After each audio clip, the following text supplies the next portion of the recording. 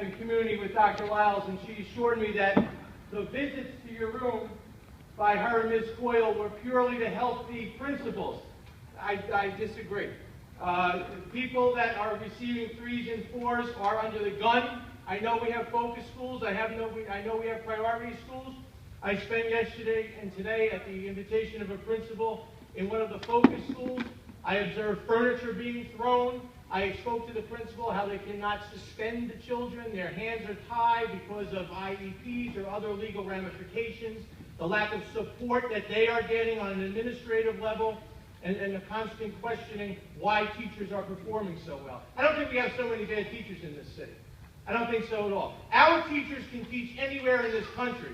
If you can teach in Jersey City, whether it's 28 schools or Lincoln High School or 14 schools, it takes a lot to teach in the urban area. It takes a lot to come in and play Alice the Waitress and between 8:33 and 8:45 have everything cleaned up. And when I visit schools, nothing's cleaned up. It's like Miss America at 9:30 breakfast is still going on. We have disrespectful administrators, who I call them the youngsters. I don't know where the protocol went or the prerequisite went that you had to have some time in a classroom as a successful teacher. Not become the teacher of the year and then promoted to a vice principal. And before the year is through, a poor woman at Snyder, get rid of her, because she doesn't perform. You never gave her a mentor. The principal told her to find a new career. You're in violation of the state law, and she wasn't evaluated properly. The abuses that go on by the administrators is a double standard. I have a gentleman here, he's glad to be in the rubber room, because now it's May and his principal still won't give him a desk in his classroom. It's insane and it's absurd what goes on here, the level of disrespect.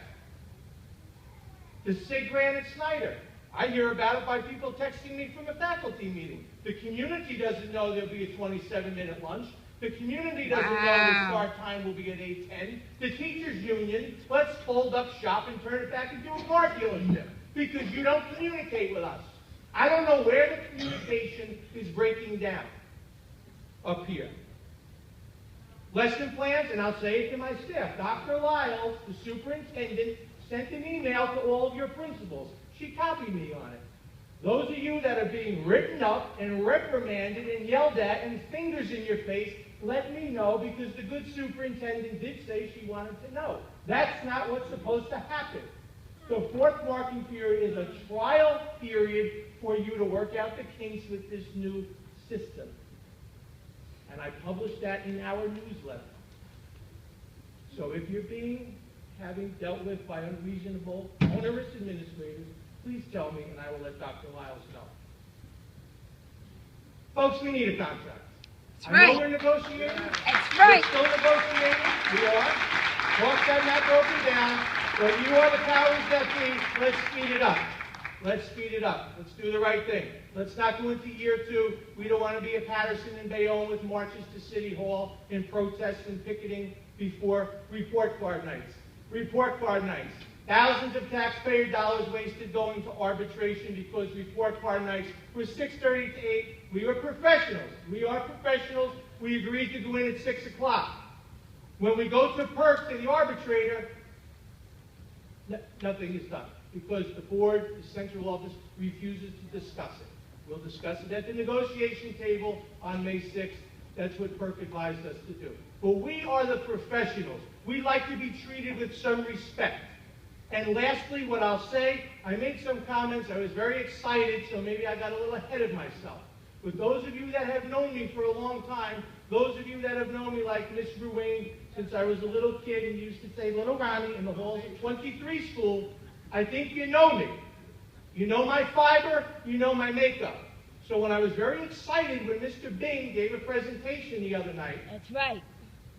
Okay, and I was thinking of my cousin, Peter and David Sherrans, check it, they went to Snyder. Caucasian people, let me be politically correct.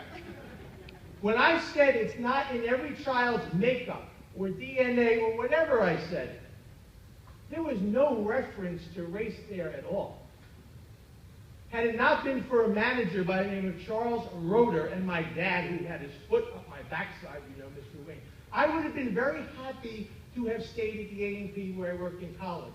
Someone pushed me to go to college. I'm done. But I just want to say, at the advice of the superintendent, and I'm heeding her advice, I want to clarify something. In no way did I mean anything racial when I said that all children do not go to college. And I gave you the example of the young man at Lincoln who is now I'm leaving, is a master technician for Cadillac.